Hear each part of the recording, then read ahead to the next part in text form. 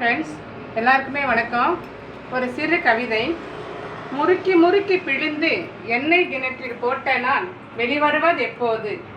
நான் சிவந்த பின்னோ. என்ன கண்டுபிடிச்சிட்டிங்களா? முறுக்கு தாங்க.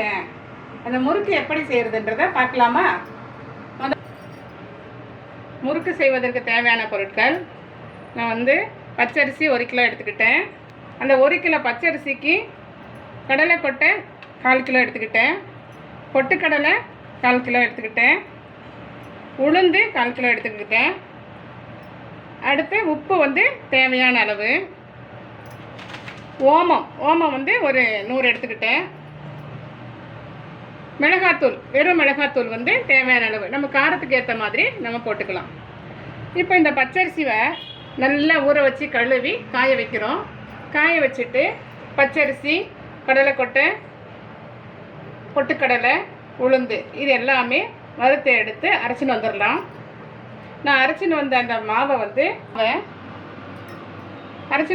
நான் என்ன செஞ்சேன்னா தண்ணி ஊற்றி நல்லா பிசைஞ்சு எடுத்துக்கிட்டேன். பாருங்கள், அதில் ஓமம் போடும் பொழுது கொஞ்சம் அலசி போடுங்க. அப்படி இல்லைன்னா கொஞ்சம் தூசு ஏதாவது இருக்கும், அதனால் அலசி போட்டுட்டு நல்லா பிசைஞ்சு எடுத்துகிட்டு இருக்கிறேன். அதன் பிறகு எப்படி இப்போ செய்கிறதுன்னு பார்க்கலாம்.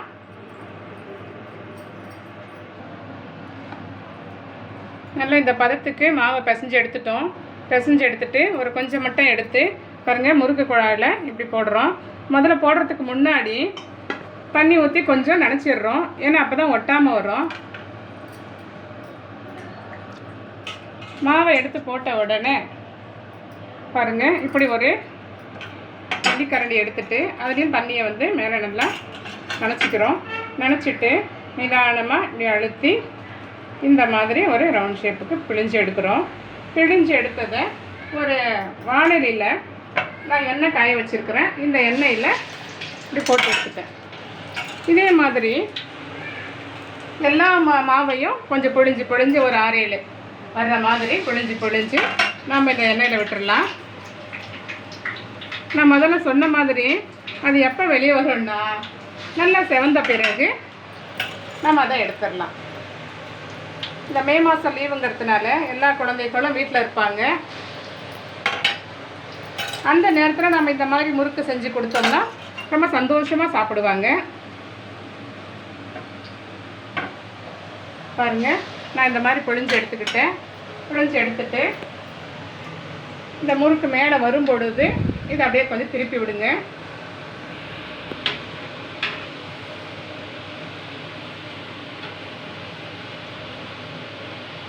இப்படி திருப்பி விட்டுட்டு அது நல்லா வேகட்டும்.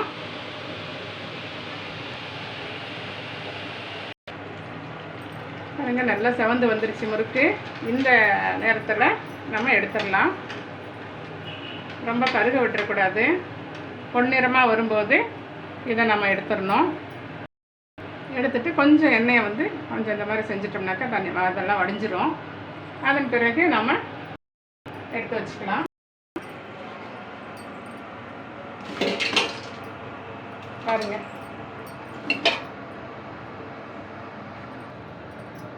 பாருங்க சுவையான முறுக்கு தயாராகிடுச்சு. பாருங்க, மொறு முறுக்கு நல்லா அருமையாக இருக்குதுங்களா? வாங்க சாப்பிட்லாம். இந்த வீடியோ உங்களுக்கு பிடிச்சிருந்தா லைக் பண்ணுங்கள், ஷேர் பண்ணுங்கள், சப்ஸ்கிரைப் பண்ணுங்கள். அவர் சேனல் கிரியேஷன் அந்த சேனலுக்கு எல்லாருமே சப்போர்ட் பண்ணுங்கள். தேங்க்யூ.